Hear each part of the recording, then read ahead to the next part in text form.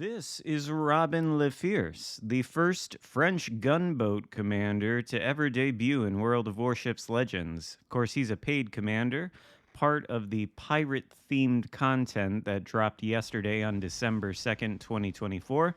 And we've got him at the helm of, I guess, his ship, the Tier 5 premium French destroyer, Le Glorieux. It's basically a copy of the Tier 5 German tech tree destroyer Geta, but it's slightly different. And we've got Robin Le Fierce at the helm.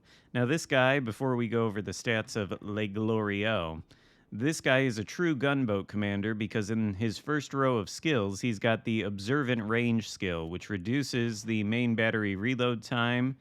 And then in the second row, he's got the reaching out skill, which also reduces the main battery reload time and increases the main battery range.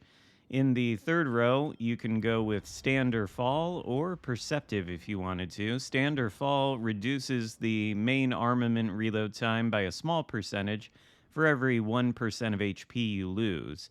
And then his third row of skills is the most interesting because there we have twist and track, which you can take along with the reaching out skill. That's not really possible on any other French or any other destroyer commander. We've also got the go all out skill in the fourth row of skills, and everybody knows what that does. It reduces the detectability while the engine boost is active. I know a lot of people are fans of that skill, but I don't really like using it too much. And then his unique skill, it doubles the fires that you get for every 9th, 8th, 7th, or 6th fire, depending on how high of a level you've got him. That seems a little bit too gimmicky for me to use. At this point, I've got him rank 16 Legendary 2, and the fire would be duplicated on every 7th fire. I don't know if we'll even end up getting 7 fires in this match. We might, but, well, it just seems unlikely, and I feel like twist and track is probably the better way to go.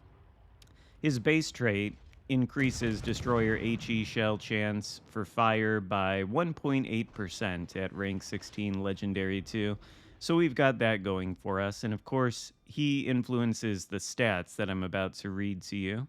To begin with, Le Glorieux has 15,700 HP, which I think is a solid HP pool for a Tier 5 destroyer, particularly one which is a gunboat and does not have any smoke screens. And of course, this is a copy of the Geta.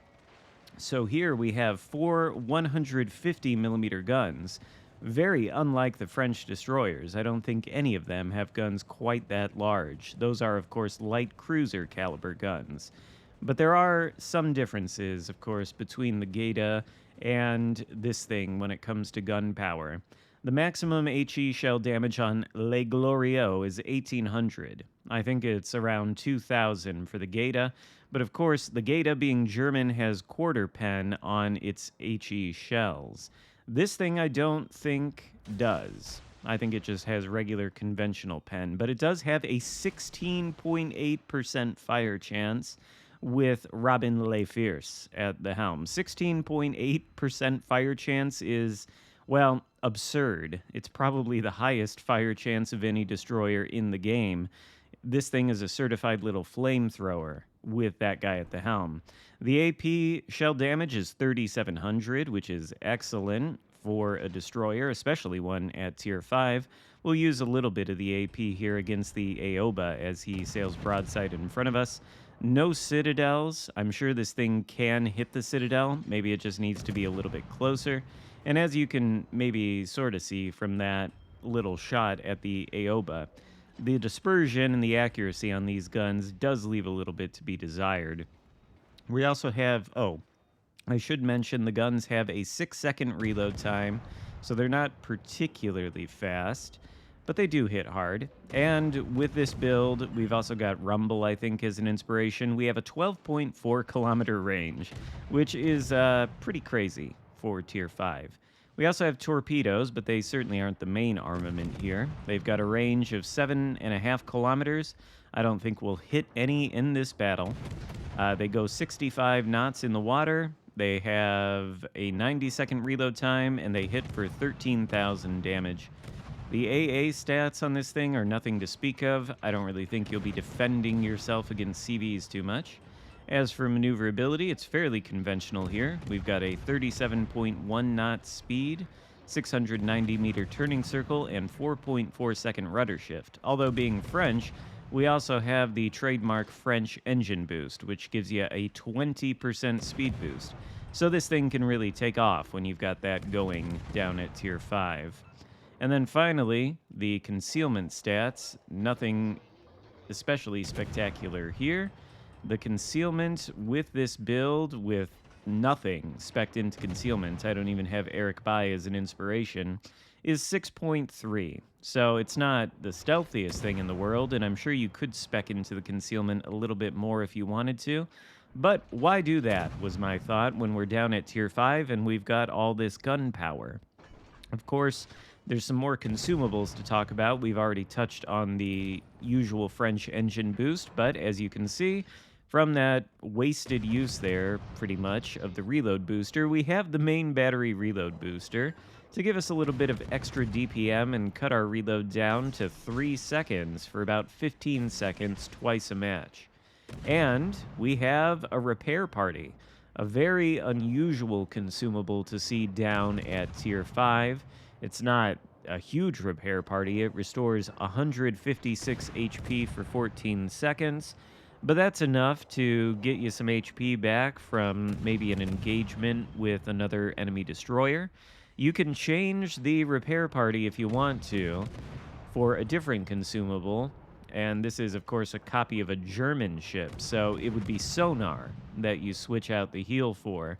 The sonar has a ship acquisition range of 5.3 kilometers, and maybe if you spec fully into concealment with this thing, you could get stealth sonar or close to it. I don't know, I haven't tried, because I feel like, why not use the heal? I don't think there really is any other destroyer at Tier 5 with a heal. So you could use the sonar if you want, but there is no smoke screen, because this is a French destroyer, so you wouldn't even have the smoke sonar combo going for you. Instead, I think what you ought to do is just build this thing as a gunboat, and of course I like my long-range gunboats. You'll see that we're doing a lot of long-range gunboating here at Tier 5. The Gneisenau is the first ship to get a hit on us, and of course, we only have 25,000 damage done, which is not in any way impressive. But this is going to be a pretty good comeback game, actually. You might be looking at the team lineup and thinking, wow, this is looking like a terrible loss. 4 blue ships versus, what is that, 8? No, 7 red ships. And, well, there's 7 minutes left to go in the game. It's not even quite halfway over yet. We're going to have some success as things go on. This here will be a good demonstration for you against a very powerful Tier 5 gunboat destroyer, the Mayhan, one of the OGs of the game. I think it got a buff this update too, so how does it fare against Le Glorieux? Well, he's pushing into the cap. We've got torpedoes going toward him, thinking maybe we'll be able to catch him. Connecticut out there in the distance, and there is Mayhan around the corner. He doesn't really have good support with him now that the Gneisenau has gone around the corner. I suppose the Connecticut could shoot at us if he wanted to. And somebody does. Somebody gets a good hit on us there. That might have been the Mayhan. I don't think so. But we are able to deal with that damage by using the first of the repair party. And then we've got the second off of cooldown in about 2 minutes. So we can get up to about half HP. Mayhan goes down, not to our guns, but to somebody else. And we have 3 fisting ribbons. Now, with this extra range on the main battery gun, it allows us to sort of sit here in this capture circle and use the 16% fire chance against the hybrid American battleship.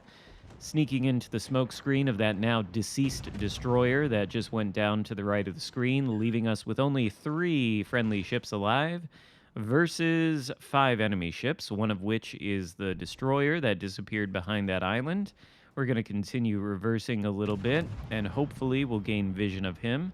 As soon as the Connecticut shoots and we know that his guns are no threat to us, we send another salvo his way, which we're hoping will prompt this destroyer to fire at us, and it does. For some reason, he's shooting the AP.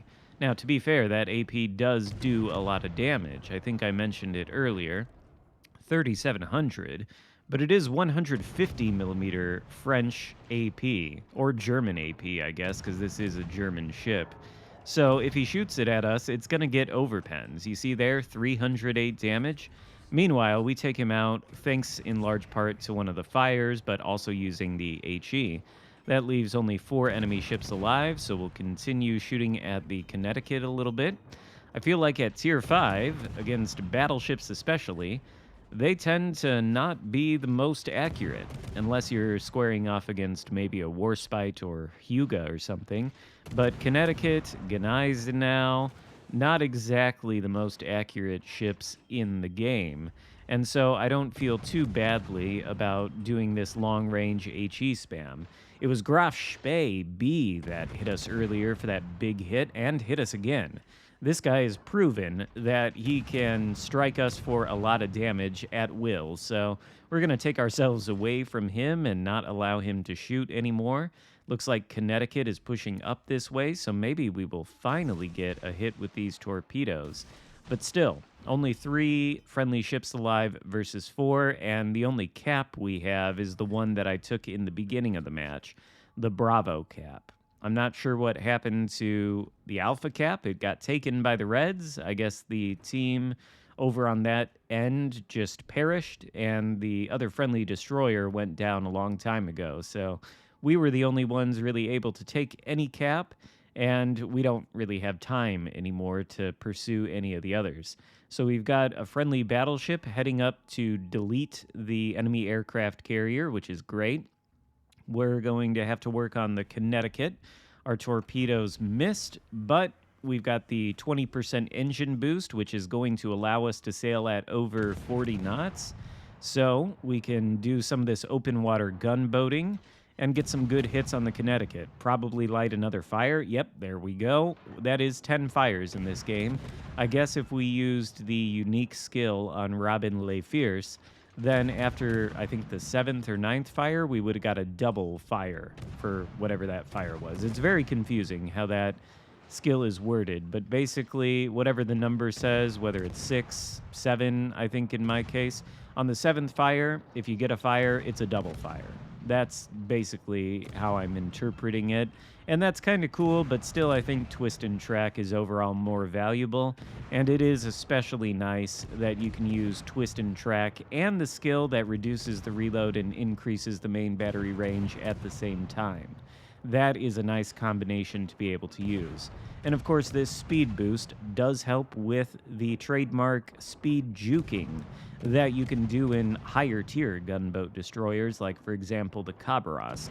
You can see it here against the Connecticut. He's 8 kilometers away from us, but he cannot get a consistent hit on us with the main battery, unless maybe he aims a little bit better. But we're throwing off his salvos, and we're able to burn him down essentially with impunity. Here's his next salvo. This one finally hits us. He dials in the aim there, but I think it's going to be too little too late. He's on very low HP. I can't quite tell. He might be healing past it. But if you take a look at the points, 728 to 746. The only way we're going to win this game is if we sink the remaining enemy ships. We simply don't have enough time to take the caps. And there goes Connecticut. That is our second kill of the game, and we get the Arsonist medal with 12 fires dealt. So this thing is a certified flamethrower with Robin Le Fierce at the helm. And that just leaves the Gneisenau, who hit us earlier. He's squaring off against, I think, the King George, who is going to end up taking him out and sealing the victory for our team.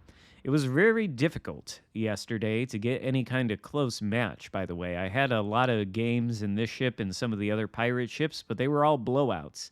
So I wanted to show you this one, because the result wasn't clear until the very end. We end with 2,400 base XP, which I think is pretty good for a Tier 5 gunboat destroyer. Not a ton of damage, but effective damage. And so I think this ship is pretty good. The commander, at least, should be interesting to test on the regular French destroyers. I'll be doing that soon. Hope you enjoyed the video. If so, give it a thumbs up. Consider subscribing if you haven't already. And I'll see you next time. Goodbye.